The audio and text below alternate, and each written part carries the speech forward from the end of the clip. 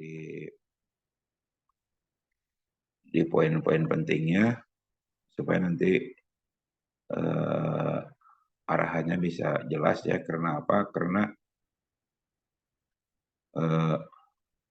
ini mohon link share-nya, share screen-nya.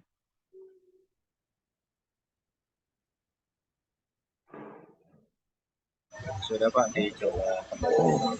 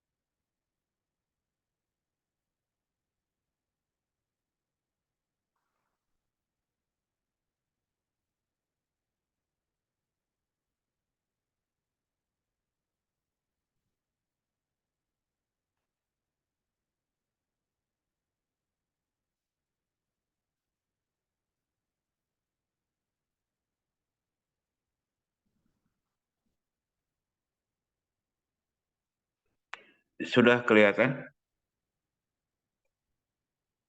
Sudah, Pak. Ini yang tidak masuk siapa ya? Oh, udah 16 sekarang. Hadir semua? Mas Arik hadir semua ya? Iya Pak, hadir semua. Oke.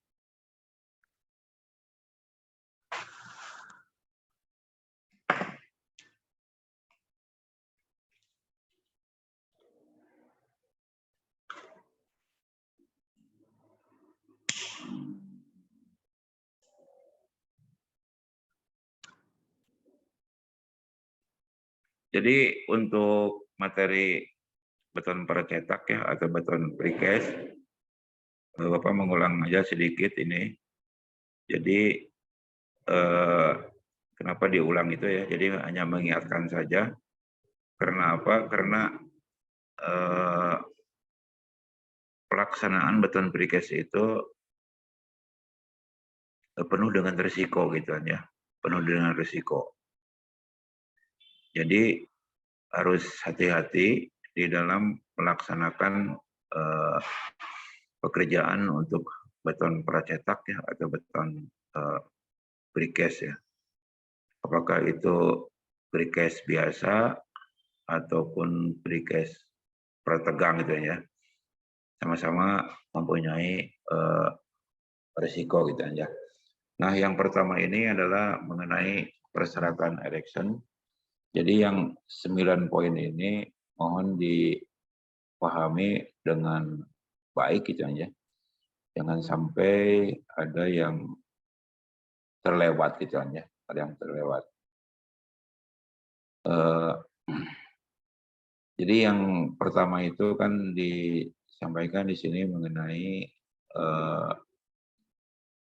alat angkat gitu aja, alat angkat. Nah di sini mungkin Anda pernah mendengar ya tower crane roboh gitu kan ya. Nah ini harus dipastikan bahwa kapasitas alat angkat itu ya diusahakan ya memang tergantung dari apa sih, dari kondisi crane itu sendiri ya. Tapi diharapkan ya bahwa beban yang diangkat itu harus lebih rendah dibanding dengan kapasitasnya ya. Mungkin ada yang menyarankan 2 kali lipatnya gitu ya. Jadi alat angkatnya 2 kali lipat dari berat eh, beban yang harus diangkatnya. Nah, termasuk poin keduanya itu kapasitas seling gitu ya. Nah, seling di sini bisa seling baja ya, bisa seling dari pasti bahan kayak semacam kain gitu kan ya. Itu harus dipastikan kekuatannya atau kapasitasnya. Kemudian kalau sudah ada yang cacat itu sebaiknya disampaikan dulu ke pengawas ya, apakah itu ke MK atau konsultan pengawas, apakah masih diperbolehkan atau harus diganti gitu ya. Jadi diupdate mengenai kapasitas dari selingnya itu ya. Kemudian mengenai kondisi fisik dari kren, nah ini pengalaman Bapak gitu ya. Jadi kadang-kadang ada yang kerennya itu rewel gitu ya. Rewel karena sudah cukup lama gitu ya. Nah itu harus dipastikan jangan sampai sedang angkat beban kerennya mati gitu ya. Kerennya mati itu harus dipastikan bahwa peralatan kren itu dalam operasinya dipastikan siap gitu ya, dalam kondisi siap gitu ya.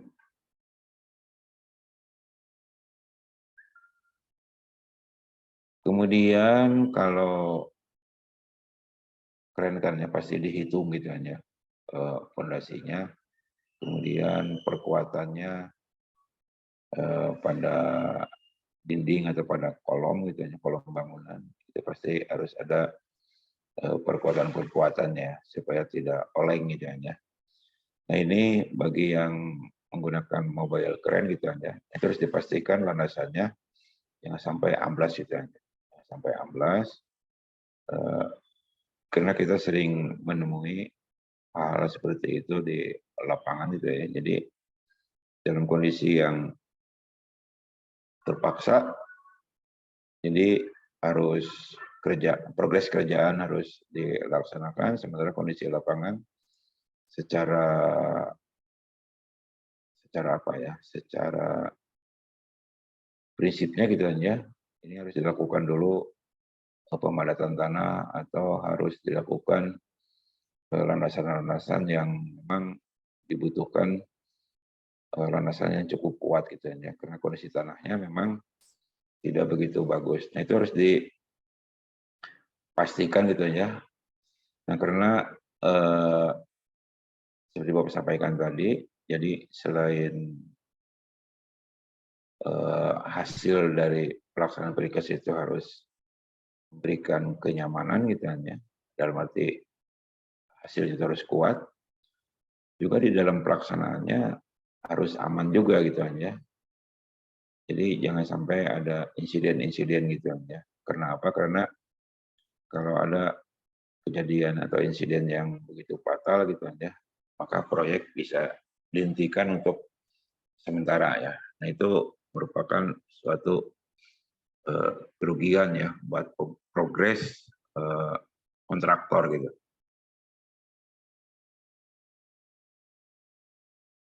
Kemudian poin 5 mengenai cuaca gitu kan ya. Nah ini cuaca beberapa tahun terakhir ini kan agak susah diprediksi gitu kan ya. Oleh karena itu harus rajin-rajin aja memantau kondisi cuaca gitu kan ya.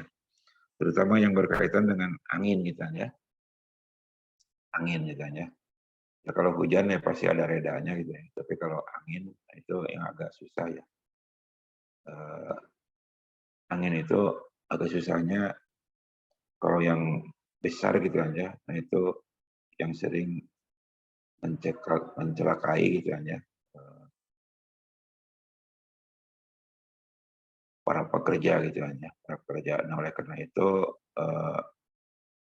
dalam kondisi cuaca hujan, kemudian dalam kondisi ada angin yang agak besar tuh ya, ya ini pekerjaannya dihentikan aja gitu aja, dihentikan aja.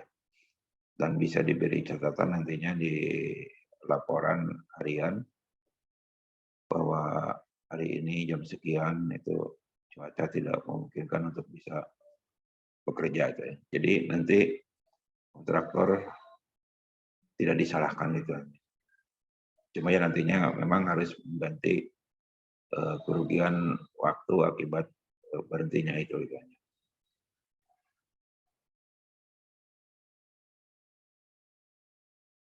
Kemudian area-area yang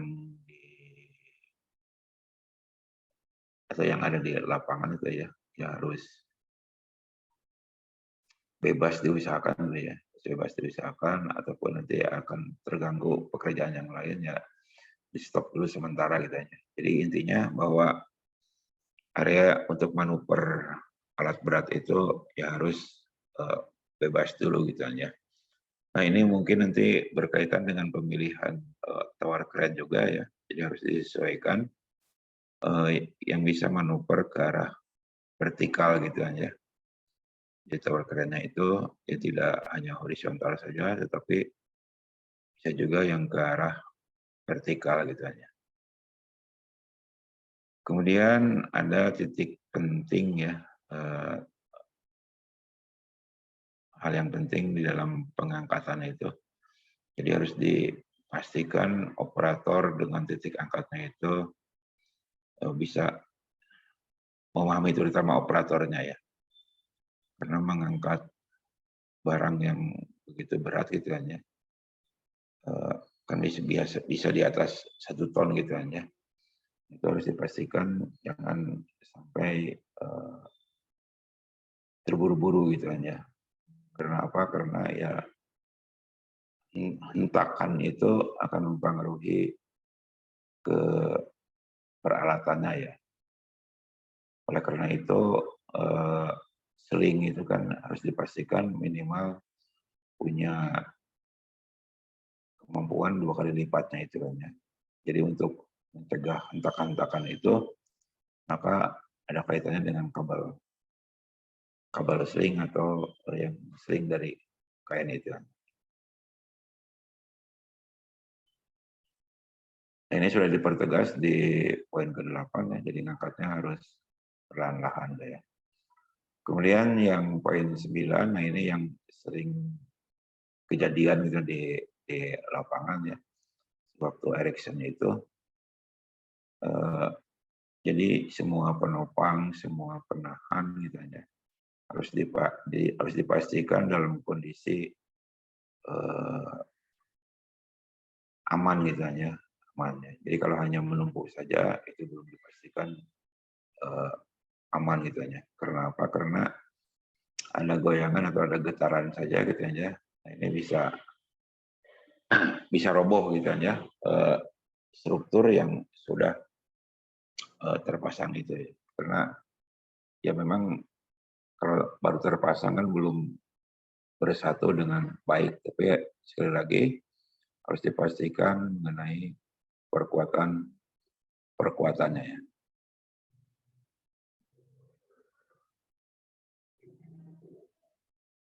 Nah itu mengenai persyaratan di dalam erection ya. Kemudian yang berikutnya ini quality control gitu kan. Nah ini memang ada 7 poin ya. Nah ini harus dipastikan semuanya ya. Jadi untuk mencegah kegagalan struktur dan mencegah kecelakaan gitu kan. Jadi semuanya ini harus dipastikan dengan aman gitu kan ya. Mungkin di beberapa perusahaan akan ada checklist yang harus diisi gitu kan ya. Jadi disesuaikan dengan checklist yang dibuat oleh perusahaan. Memang tidak ada standar yang pasti, tetapi tiap-tiap perusahaan sudah mengeluarkan untuk checklist-checklistnya ya. Jadi yang jelas itu bahwa barang yang didatangkan ya ke lapangan itu harus bebas dari cacat-cacat yang berpengaruh gitu. Bebas dulu ya, kalau ada yang diakhir aja gitu. Jadi ini produk finish gitu ya. Jadi harus dipastikan dengan baik, kemudian mengenai mutunya. Nah itu pun ada cara-caranya untuk memastikan produk yang didatangkan itu sesuai dengan mutu atau tidak gitu.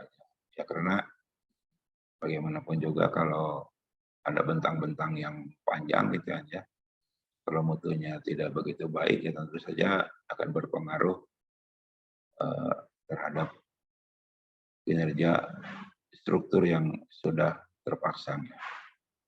Aksesoris gitu ya, jadi diperhatikan titik-titik angkatnya itu ya kadang-kadang sewaktu dipasang itu bisa bergeser gitu ya akibat dari pengecoran gitu. Kemudian bahan join juga dipastikan kalau diperlukan sertifikatnya ya, jadi harus ada bukti dari sertifikatnya ya. Kemudian metode connection-nya itu juga dipastikan dengan baik gitu ya. Nah ini biasanya dilengkapi dengan gambar-gambarnya ya, gambar-gambar di dalam gambar kerjanya ya. Dan biasanya sudah ada bersatu dengan metode kerjanya ya. Kemudian kapasitas alat angkat seperti tadi disampaikan juga pasti ada manual booknya ya, ada manual booknya ya. Nah kemudian yang terakhir itu mengenai koordinat-koordinat atau posisi-posisi yang harus ditempatkan gitu aja. Jangan sampai ditempatkan sembarangan dulu, kemudian tidak dilakukan perencanaan dengan baik dan itu bisa membahayakan struktur yang sudah terpasang gitu aja. Kadang-kadang kan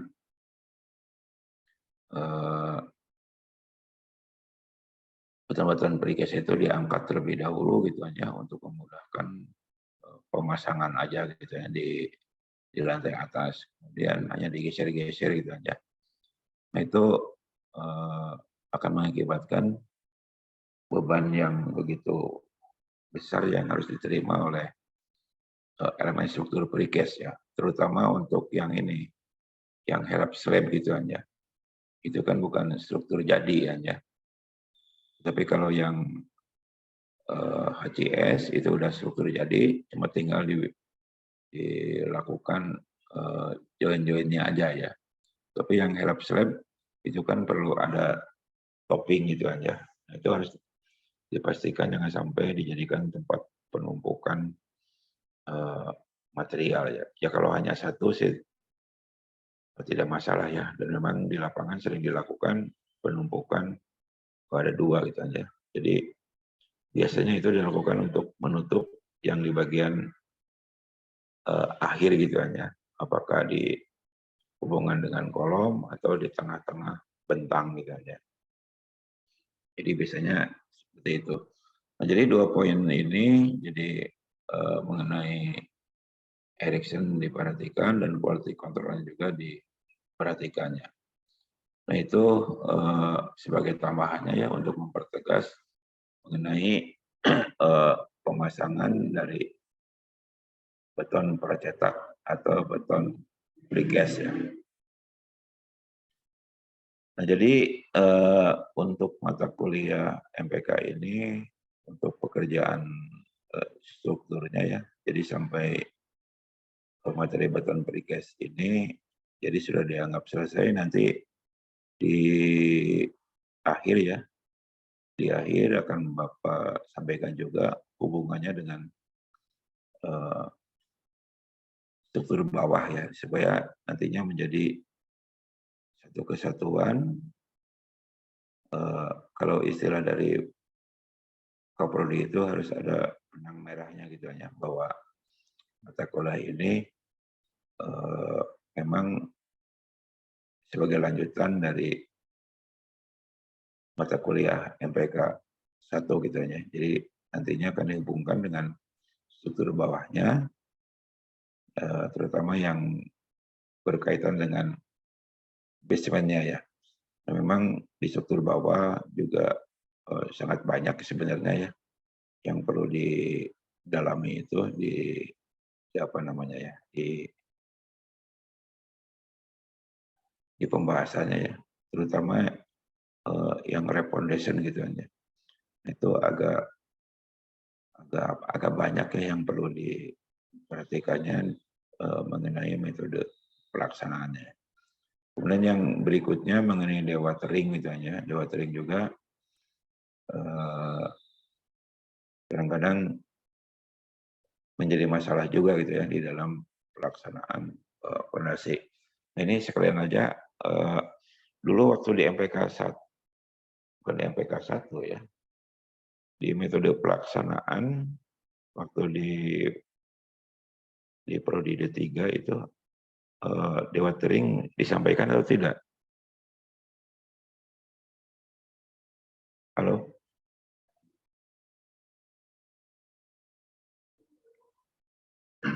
Halo, masih ingat dewatering dulu disampaikan tidak?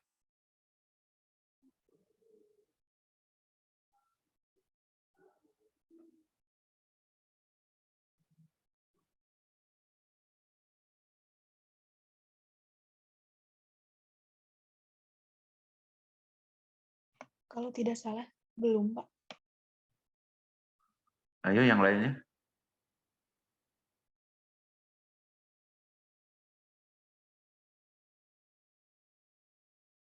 Yang barusan siapa barusan?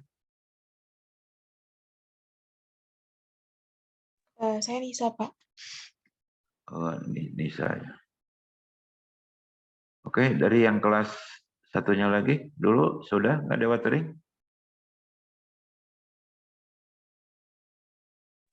Belum, Pak.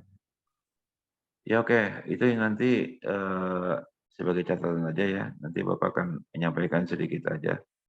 Karena itu pun harus dibahas tersendiri gitu ya. Tapi poin-poin utamanya aja mengenai dewatering. Supaya kalau Anda nanti melaksanakan struktur bawah gitu aja, pasang struktur bawah, tidak terkendala oleh adanya air gitu aja. Oleh adanya air itu yang ada di lingkungan proyek. Jadi harus seperti apa supaya proyek itu aman dari gangguan air. Nah, istilah di proyeknya itu atau istilah bahasa tekniknya itu adalah dewatering itu hanya. Mungkin Mbak Dinar sudah dibahas nggak mengenai dewatering?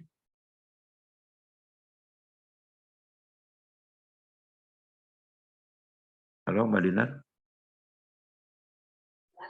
Belum pernah, Pak. Oh, belum pernah. Ya oke ya. Nah, jadi sekali lagi itu dewatering mungkin jadi catatan Bapak ya untuk disampaikan di akhir semester ini gitu. Oke, itu kita berlanjut ya. Jadi sekali lagi ini kerjaan strukturnya sudah beres. Sesuai dengan arahan dari apa sih dari senior-senior dulu gitu ya. Jadi bahwa MPK atau metode pelaksanaan konstruksi itu memang cukup luas gitu ya. Jadi selain struktur juga harus ada arsitekturnya ya. Cuma kalau ke ME kan sudah ada di mata kuliah yang lainnya.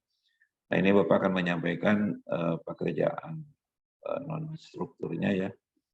Jadi lebih cenderung ke arsitekturnya ya. Jadi yang pertama adalah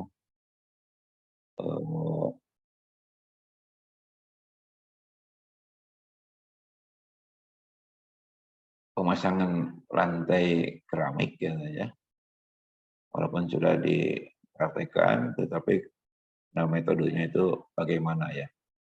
Kemudian yang kedua adalah pemasangan ACP gitu ya. Mungkin bagi Anda ada yang aneh, ACP itu apa gitu ya. Ada yang tahu ACP? Ada yang tahu nggak? Mohon izin Pak, Iya. seingat saya aluminium komposit panel Pak. Oh iya ya. Jadi itu aluminium komposit panel itu ya. Nah ini sekarang ini kan lagi ngetren itu kan ya. Jadi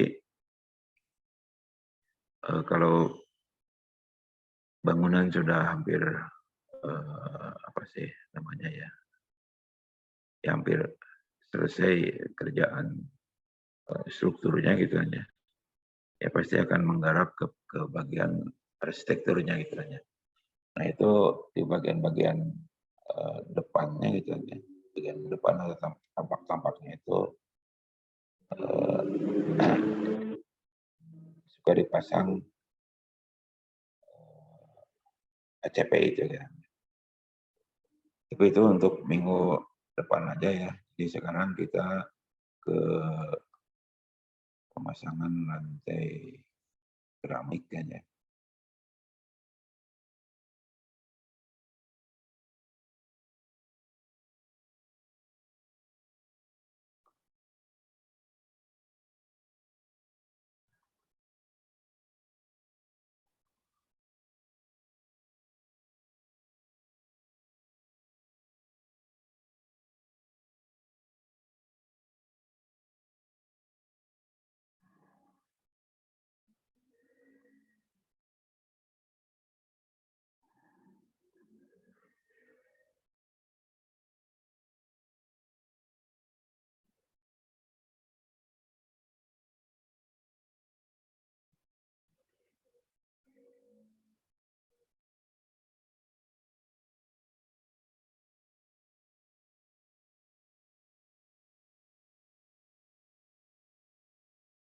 Nah ini sebenarnya ya tidak hanya lantai keramik aja, tapi berlaku untuk lantai granit, gitu kan ya, lantai marmer gitu kan ya.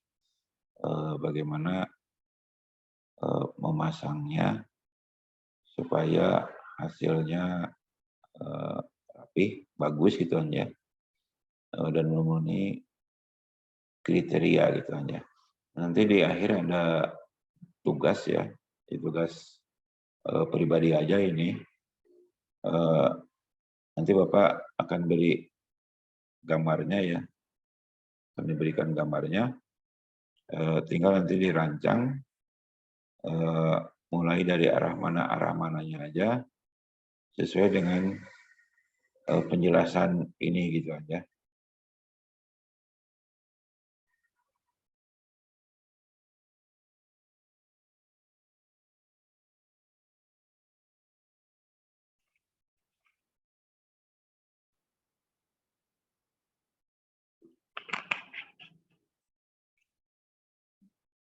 Nah kita mulai dengan inspeksi pekerjaan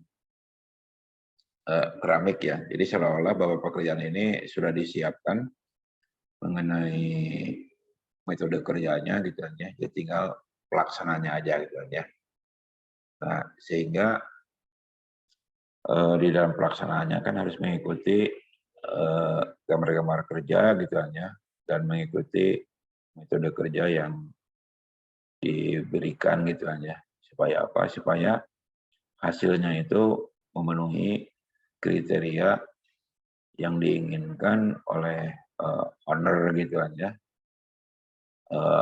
dan diinginkan oleh pihak kontraktor supaya tidak terjadi komplain gitu aja.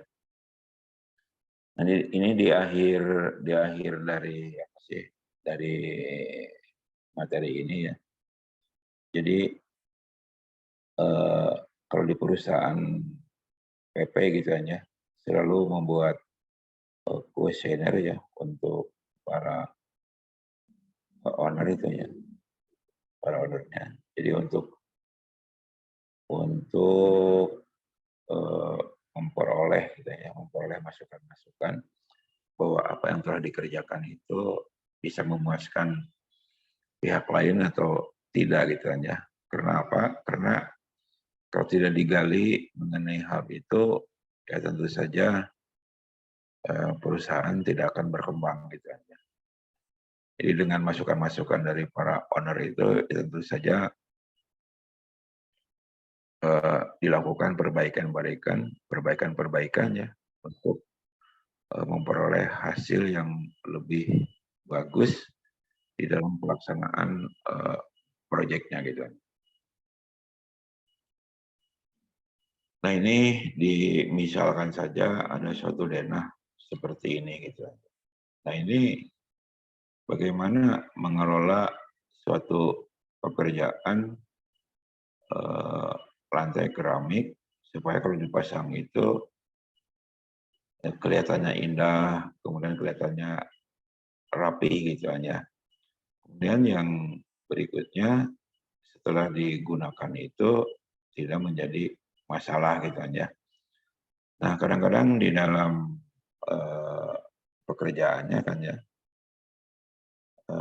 baru beberapa hari gitu ya atau minggu atau bulan gitu ya, yang mungkin di bawah 2 bulan gitu ya. Itu sering kejadian bahwa lantai keramik sudah pada lepas gitu ya. Nah, oleh karena itu poin-poin penting di dalam pelaksanaan lantai keramik itu perlu diperhatikan dengan baik gitu ya. Memang untuk memperoleh lantai keramik yang kuat terpasang itu kan butuh pemahaman yang sangat mendalam gitu kan ya, sangat mendalam, terutama dari teknik-teknik dari bahan yang akan dikerjakannya itu ya, terutama adukan gitu kan ya, terutama adukan, kemudian lapisan yang ada di bagian bawahnya gitu aja, lapisan yang ada di bagian bawah lantai keramik. Nah itu pastinya itu harus betul-betul padat gitu ya, betul-betul padat. Karena kalau tidak padat ya pasti akan bergerak gitu ya lantai keramik yang apa sih yang dibebani gitu ya. Misalnya orang berjalan gitu aja, saja akan mempengaruhi dari kekuatan lantai keramik gitu aja. Belum lagi ke jangka panjangnya diusahakan udara itu jangan sampai ada yang terjebak. Nah ini dari beberapa bangunan yang sudah dibangun gitu aja. Nah ini rata-rata lantai keramik yang meledak itu sudah di atas 10 tahun gitu aja. Baru kejadian lantai keramiknya itu meledak gitu aja. Jadi sudah tidak ada ruang untuk keluar udara gitu aja. Ya lama-kelamaan lantai keramiknya meledak gitu aja. Nah di Polban juga gedung direktorat gitu ya, lantai 2-nya itu pernah kejadian meledak ya. Nah itu dibangun pada tahun 86 ya, karena 87 itu dioperasikan. Jadi bangun 86, di 87 sebelum penerimaan mahasiswa baru itu kan sudah dioperasikan. Jadi ya selesai 86 akhir itu ya, 87 dioperasikan. Itu meledak sekitar awal tahun 2000-an, jadi di atas 10 tahun gitu ya.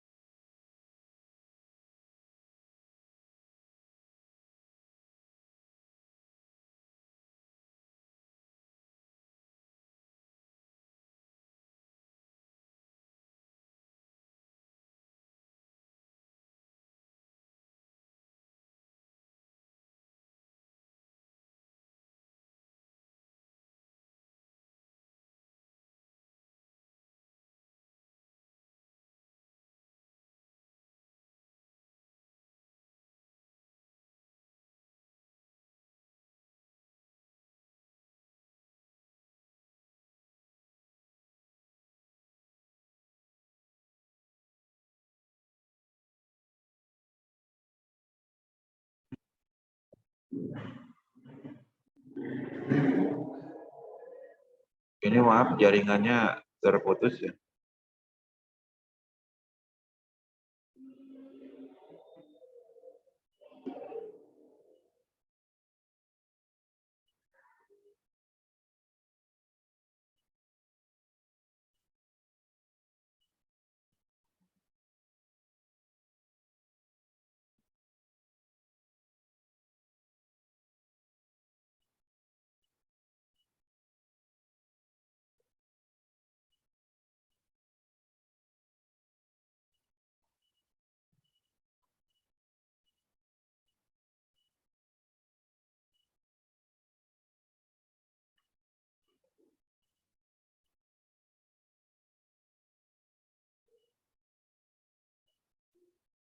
Oke, sudah kelihatan lagi? Sudah, Pak. Sudah, Pak. Nah, ini dengan bangunan yang cukup luas ya, bagaimana mengelolanya ya. Nah, ini sama dengan pekerjaan struktur ya, jadi dibagi zona ya, jadi untuk memudahkan monitoringnya gitu aja. Jadi pekerjaan sudah sampai di AS keberapa ya, jadi kalau dengan zona ya tinggal diganti aja AS itu dengan zona ya, jadi zona. Ada satu lagi di dalam pelaksanaan yang sekarang ini parsial gitu kan ya. Nah, parsial lebih kecil lagi.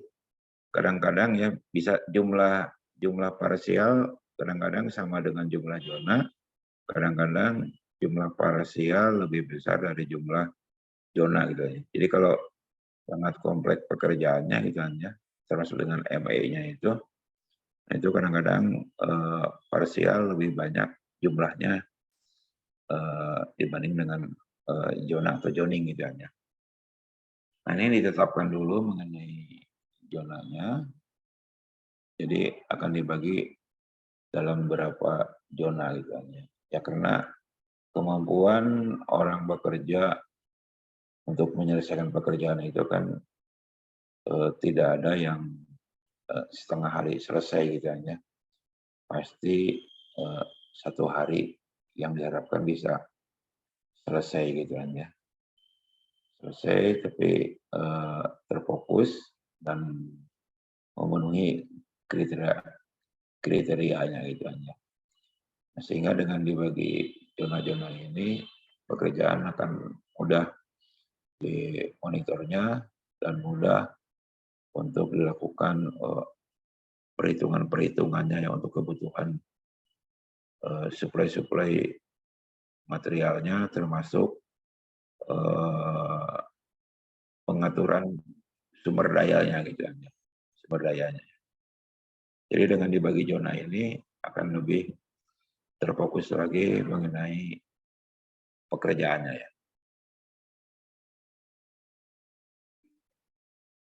Nah, di sini tentu saja ada poin-poin yang perlu diperhatikan ya, jadi whole poinnya. Jadi yang pertama itu memang harus dipasang mengenai kepala pasangan ya. Jadi kalau sudah dilaksanakan ada kepalaan terpasang ya. Jadi ya supaya tidak bingung dengan bahasa ini ya kepala pasangan aja ya, pasang keramik gitu. Jadi kalau sudah kepalanya ditentukan, kemudian sudah terpasang, apa yang harus dilakukan gitu aja. Yang harus dilakukan. Nah, ini tentu saja mengenai warna dan pola dari lantai keramik atau granit atau yang lain-lainnya itu aja. Itu harus ditentukan dulu di awal ya. Di awal. Jangan sampai mengganggu pelaksanaan pekerjaan kayaknya. Jadi sekarang sangat mudah ya di dalam proyek. Karena apa? Karena supplier tentang produk-produk itu sudah menawarkan dari awal-awal proyek gitu kan ya. Berbeda dengan zaman-zaman dulu ya. Kalau zaman-zaman dulu biasanya pihak kontraktor yang mencari material-material itu gitu ya. Tetapi sekarang dengan baru dipasang aja pagar bangunan gitu kan ya, itu sudah banyak yang menawarkan gitu kan. Banyak yang menawarkan dari produk-produknya gitu kan ya. Termasuk beton ready mix ya. Jadi baru pagar dipasang aja sudah banyak yang menawarkan itu ya. Ya jadi termasuk dengan keramik, ACP juga gitu ya. Sudah banyak yang menawarkan, jadi kita tinggal memilih sesuai dengan kebutuhan kita, sesuai dengan penawaran dari pihak suppliernya gitu kan ya. Itu yang harus ditentukan dulu dari awal. Kemudian mengenai pola dan warna ya, biasanya pihak owner yang menentukannya. Jadi bukan spek yang menentukan, tetapi biasanya owner ya, warna dan pola itu owner yang menentukan. Kalau spek hanya kualitas produk aja ya. Misalkan kalau keramik kan produk mulia gitu aja. Atau roman gitu ya. Roman kan lebih rendah lagi gitu. Atau granit kualitas apa, itu ditentukan di speknya ya. Tapi kalau warna dan pola itu biasanya pihak owner ya. Jadi di spek itu tidak ditentukan ya. Nah itu warnanya harus seragam misalnya. Terus level kemiringan ya, level kemiringan itu mau diarahkan kemana ya aliran airnya ya. Memang di sini tidak kelihatan gitu hanya miringnya. Nah yang dimaksud dengan levelnya 0 itu kalau miring ke arah depan gitu aja, maka miring ke arah samping itu levelnya harus 0 ya. Bisa kebayang nggak ini kemiringan 0 itu? Perbedaannya. Jadi kalau pintunya ada di depan, berarti miringnya kan dari belakang itu ke depannya. Tetapi hanya kecil sekali, supaya kalau ada air itu tidak menggenang gitu aja. Tetapi kemiringan ke arah sampingnya itu harus level 0 ya. Kira-kira kebayang nggak?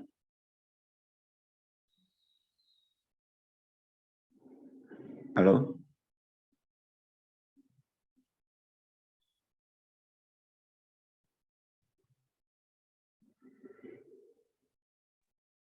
Halo, kebayang?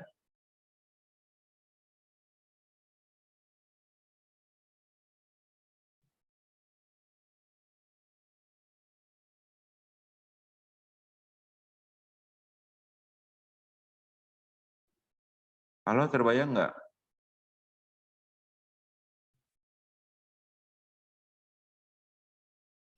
Ini suara Bapak kedengaran atau tidak ya? Terdengar, Pak.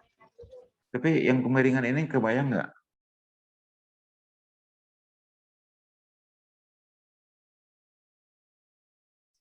Kalau dari saya Salah sih terbayang, Pak. Oke, yang ini nih. Ya. Jadi kalau dari arah belakang ke depan miringnya sedikit ya supaya air tidak menggenang, tetapi kalau ke arah samping ya harus levelnya harus 0 ya. Oke, kalau sudah kebayang.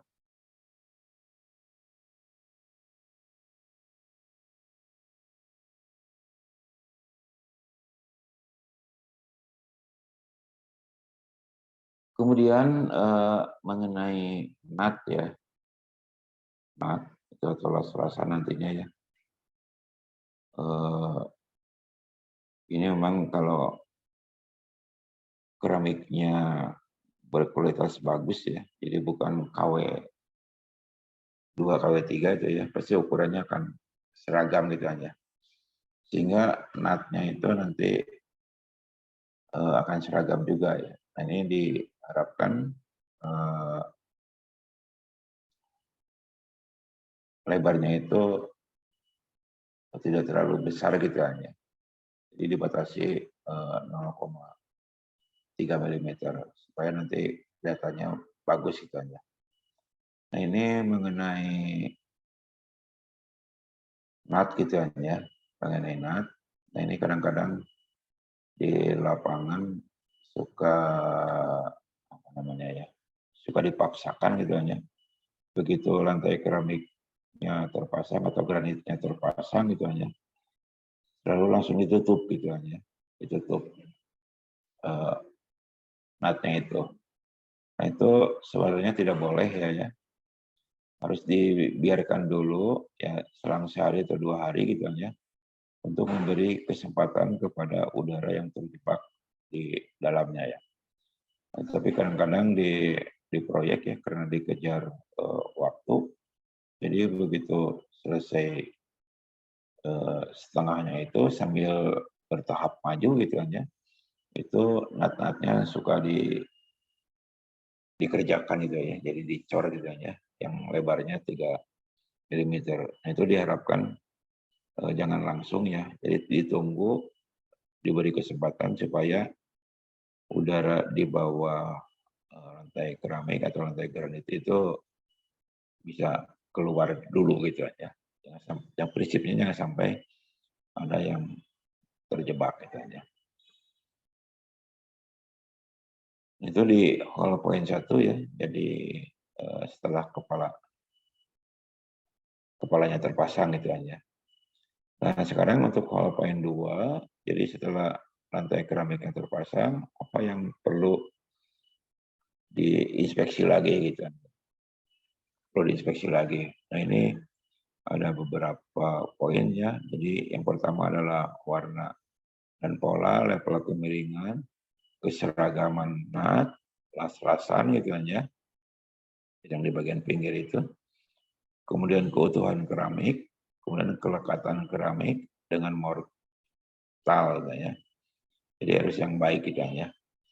Nah di sini nanti akan kelihatan ya. Jadi mengeceknya itu harus apa namanya ya, harus sudah kering gitu hanya supaya kita bisa lalu lalang untuk mengeceknya ya, mengeceknya. Jadi kering dalam arti bukan kering 100%, yang penting sudah bisa diinjak gitu ya. Dengan terlebih dahulu diberi landasan ya, permukaan keramiknya itu injakan kita tidak langsung ke lantai keramik tapi diberi landasan dulu gitu ya.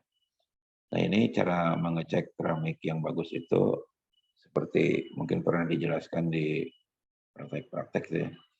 Ya dengan dipukul-pukul itu kan akan kedengaran ya suaranya yang beda gitu aja.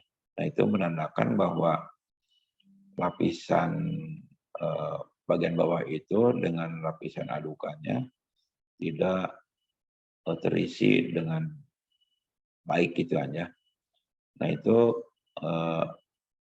dalam kondisi seperti itu maka lantai keramik akan cepat terlepas gitu ya. Jadi memang kelekatan lantai keramik harus dipastikan daya lekatnya gitu ya. Jangan sampai ada suara-suara yang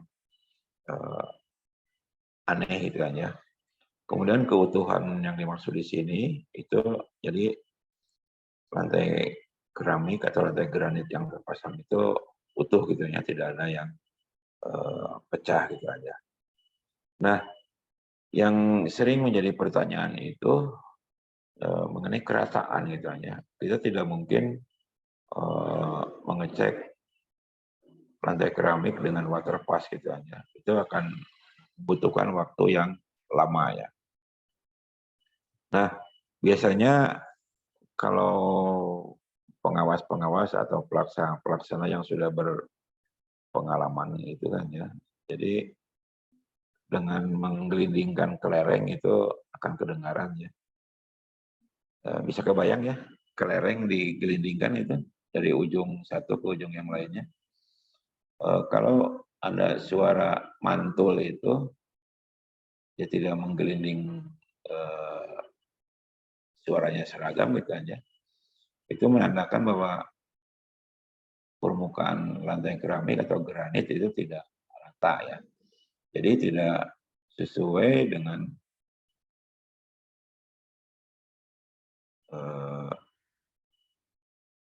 ininya gitu aja. Tidak sesuai dengan kemiringannya. Bisa kebayang ya, kalau ada suaranya yang agak nyaring itu menunjukkan bahwa kelereng itu loncat gitu kan ya. Loncat sehingga pantulannya menjadi kencang. Tetapi kalau kondisi lantai keramiknya posisinya betul-betul levelnya sama dengan nol, itu kalau kelereng digelindingkan itu tidak akan ada suara yang nyaring gitu aja. Nah itu cara ngecek lantai keramik di lapangan gitu aja. Dan banyak caranya ya ngecek-ngecek di lapangan itu memang kelihatannya aneh, tetapi itu adalah hal yang praktis gitu aja. Sebagai contoh, seperti dinding keramik atau dinding granit gitu aja, itu kalau dicek pakai water pass kan agak lama juga gitu, dan repot gitu aja. Itu dengan disinari pakai lampu senter gitu aja, itu akan kelihatan ya. Jadi kalau ada lekukan itu pantulannya tidak seragam gitu aja. Jadi itulah cara mengecek orang-orang lapangan untuk hasil-hasil pekerjaan lantai keramik ataupun dinding keramik maupun granit gitu aja. Jadi kalau lantai biasanya digerolongkan gitu ya, atau digelindingkan kelereng, kalau dinding di center dengan alat center gitu aja. Apalagi sekarang kan HP juga bisa gitu aja. Itu kalau pantulannya agak beda gitu aja. Nah itu berarti dinding keramiknya tidak rata gitu aja. Nah itu sekali lagi perlu diperhatikan ya, poin-poin di dalam PowerPoint ini jangan sampai ada yang kelewat. Kemudian prinsip-prinsip yang berkaitan dengan bahan seperti tadi Bapak sampaikan itu aja. Jadi adukannya memang harus betul-betul homogen gitu aja. Kemudian mengenai nut itu diharapkan jangan langsung dikerjakan ya. Jadi harus ditunggu 1-2 hari supaya udara yang terjebak di dalam lantai keramik itu bisa keluar ya. Nah ini dalam satu ruangan ya, jadi bagaimana kepala pasangannya ya. Nah ini ya. Lalu kita ulangi lagi. Jadi bagaimana memasang kepala pasangannya ya. Nah, jadi seperti ini kan. Nah ini bisa diperhatikan ya.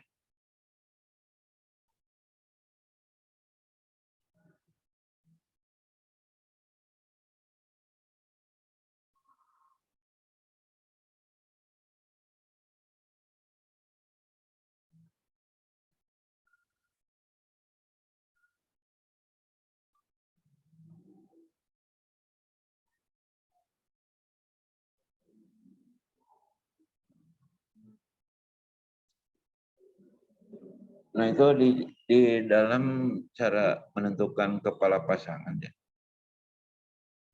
Maaf, kepala keramik atau kepala granit ya. Jadi bukan di sisi dinding, tetapi di apa namanya ya, diselang satu dulu lantai keramik atau granit ya, 1 atau 2, supaya nantinya sisanya itu rapi gitu aja. Sisanya itu rapi, itu diberi selang seperti itu gitu aja. Jadi dimulainya bukan dari sisi dinding, tapi diselang 1 atau 2 gitu aja. Nah kalau keramiknya yang 40 atau 60 gitu aja, cukup satu aja gitu aja. Tapi kalau keramiknya yang 20 gitu aja, itu biasanya diselang 2 gitu aja. Nah itu untuk memberikan keleluasaan ya di dalam finishing las-lasanya nanti, itu kan akan ada kaitannya dengan plinnya ya, plin atau plesteran atau ban-banan di pinggirnya itu kan ya, supaya nantinya kelihatannya rapi gitu kan ya. Nah, apalagi kalau mengerjakan rumah sakit gitu kan ya, mengerjakan rumah sakit, nah itu sudut-sudutnya itu kan khusus gitu kan ya, khusus. Karena apa? Karena diharapkan tidak ada jamur atau bakteri ya yang menempel di bagian itu dan mudah untuk dibersihkan gitu aja. Memang untuk pemasangan lantai keramik atau granit di rumah sakit itu agak sedikit sedikit agak rumit ya dibanding dengan bangunan-bangunan lain secara umum gitu aja. Jadi sekali lagi bahwa kepala keramiknya harus dirancang sedemikian rupa supaya hasilnya bagus ya. Ini kalau diperhatikan berarti satu ruangan itu bukan satu ruangan ya. Jarak di antara kolom itu ada 3 kepala pasangnya. Jadi jarak antar bentang gitu aja. Jadi ada 3 kepalaan keramik, kemudian arahnya bisa ke arah mana gitu aja. Tapi diharapkan ke arah pintu ya, yang 3-nya itu, kemudian 1 yang horizontalnya gitu aja. Nah itu diharapkan nantinya bahwa kemiringannya bisa diatur sedemikian rupa. Nah, ini diharapkan miring yang ke arah pintunya itu mempunyai kemiringan sedikit supaya air tidak menggenang. Tetapi untuk yang ke arah horizontal ini ya diharapkan 0 itu kan ya. Diharapkan 0.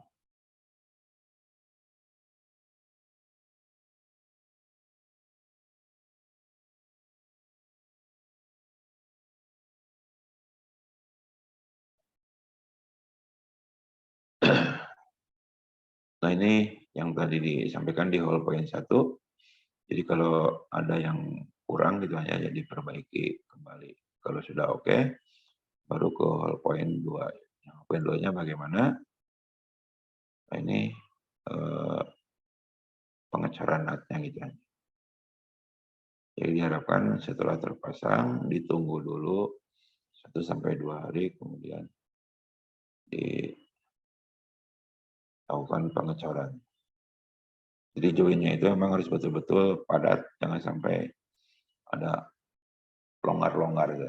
Apalagi kalau untuk bangunan-bangunan mewah gitu aja, hotel atau apartemen ini betul-betul diperhatikan mengenai nat-natnya itu aja.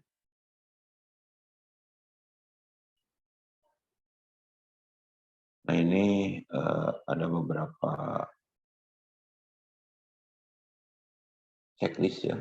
Jadi yang harus diisi kalau di PP seperti ini gitu kan. Yang perlu diperhatikannya ya. Jadi ada warna, ada level, lebar nat, dan rasanya ya. Ini kalau anak di kontraktor jadi pelaksana gitu aja. Jadi yang kisahnya siapa nanti. Ini harus betul-betul diperhatikan mengenai hall point-nya ya.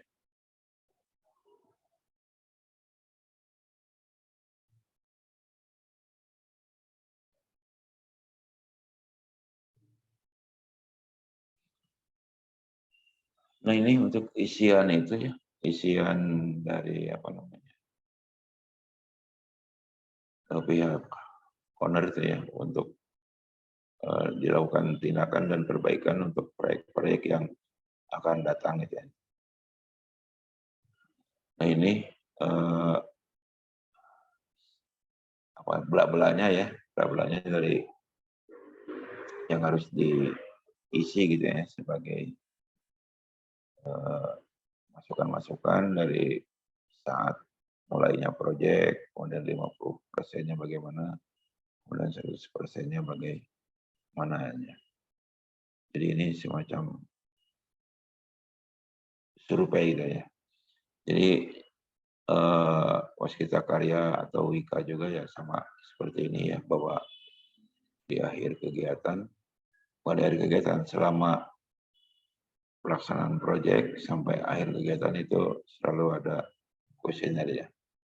Nah ini bagi perusahaan-perusahaan kecil ya atau kontraktor kecil ini jarang melakukan hal seperti ini gitu. Jadi jarang melakukan evaluasi diri gitu aja. Nah jadi diharapkan dengan adanya kuesioner ini perusahaan akan semakin berkembang gitu ya. Ini penilaian kualitasnya ya. Jadi ada nilai-nilainya. Oke, sekarang masuk ke tugas ya.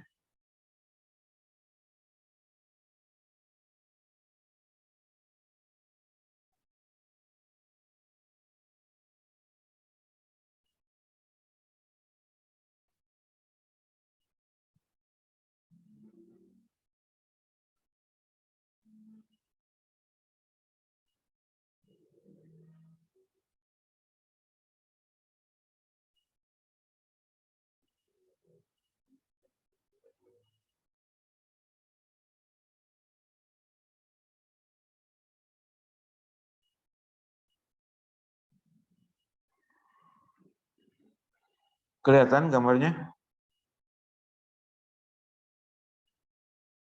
Terlihat, Pak. Oke ya, jadi ini gambarnya seperti ini, pola lantainya ada, tinggal ikuti aja hollow point-nya seperti apa gitu ya. Hollow point-nya seperti apa.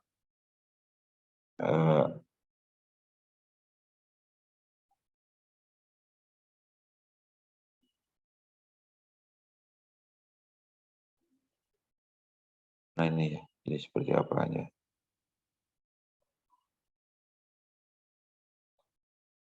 Nah ini dengan luasan seperti ini,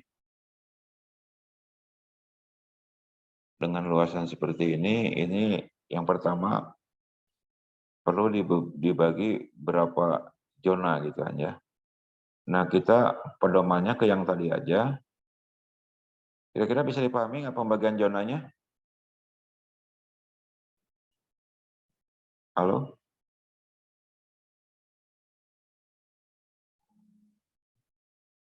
Halo? Pembagian zonanya kira-kira bisa dipahami?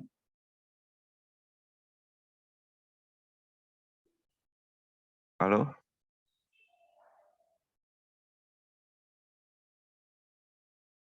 Bisa, Pak.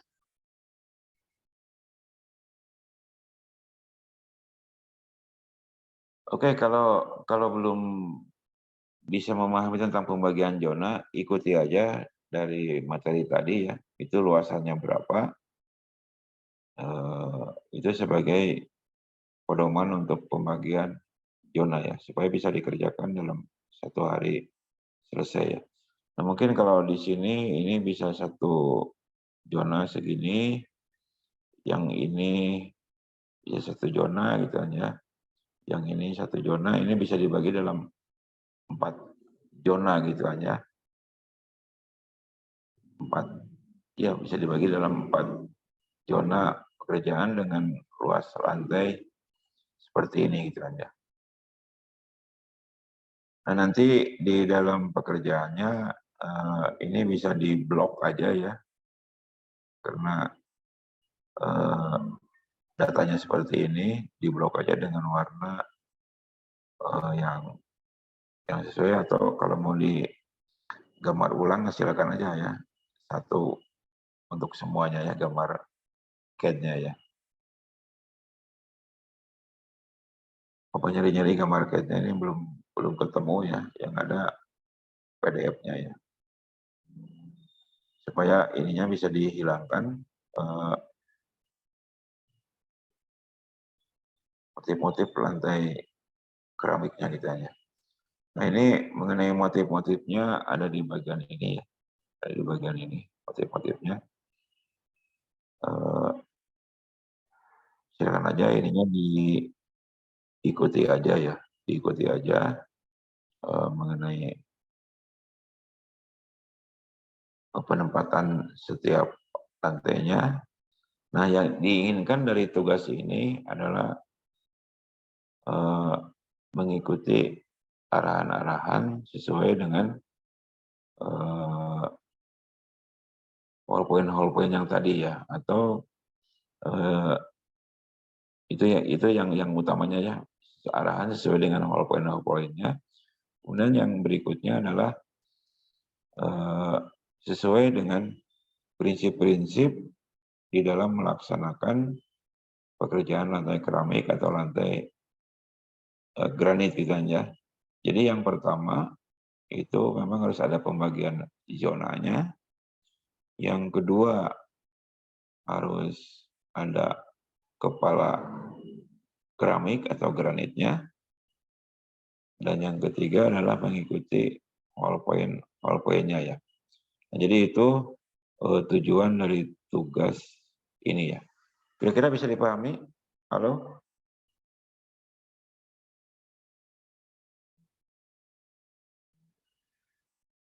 Halo?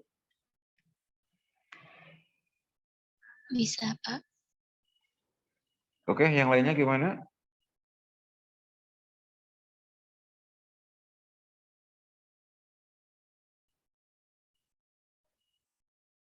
Halo, yang lainnya gimana? Bisa dipahami?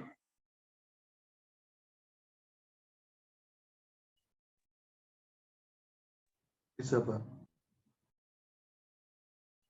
Oke ya, jadi kalau sudah, Bapak akan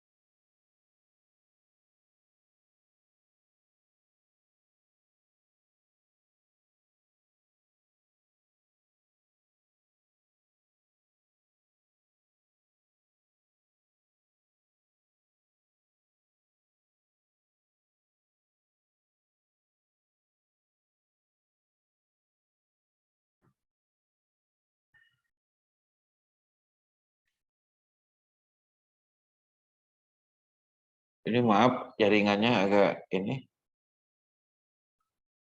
Halo, suara Bapak kedengaran? Halo? Iya, terdengar, Pak. Ya, ini jaringannya putus-putus ya.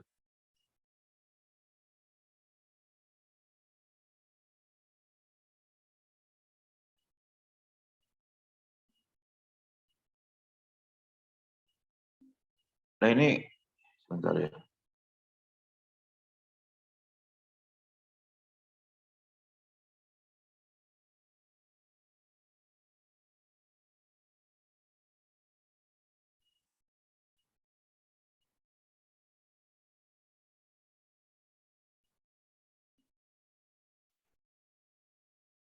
Ini Bapak kopikan ke Excel kelihatan ya?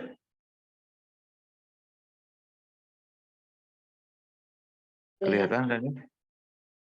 Ya, kelihatan ukuran-ukurannya ya? Agak kurang jelas, Pak. Ya nanti kalau di Excel-nya kan akan kelihatan. Ya, Iya, Pak. nah ini udah gede gini kelihatan? Halo? Iya, kelihatan, Pak. Ya nanti makanya Bapak kirim Excel-nya itu supaya bisa dibesarkan itunya ya, data-datanya ya.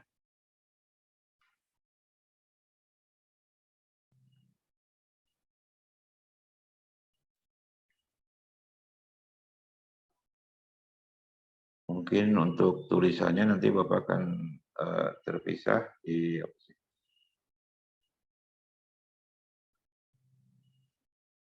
ininya ya, supaya jelas itunya ya, tulisannya ya. Oke, sebelum diakhiri, ada yang ingin disampaikan? Atau sudah jelas?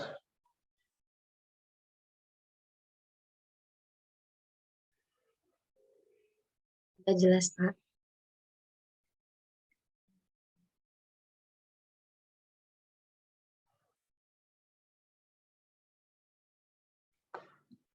Oke, Bapak lupa sebelum diakhiri, dipoto dulu aja, sampai lupa tuh.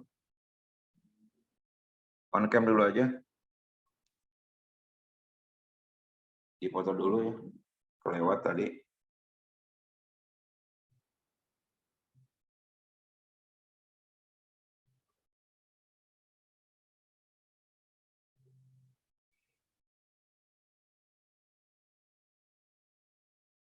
Ayo on cam aja.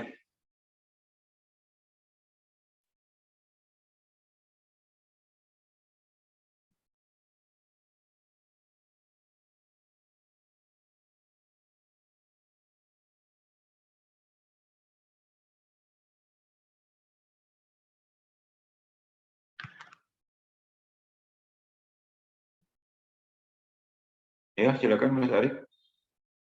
Baik Pak, siap. 1, 2, 3. Sekali lagi. 1, 2, 3. Sudah Pak. Oke, terima kasih.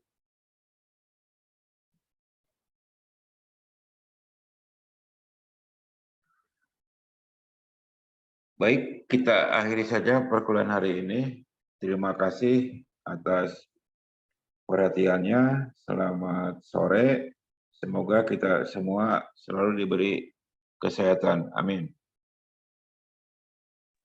Silakan Mas Arif di live all aja.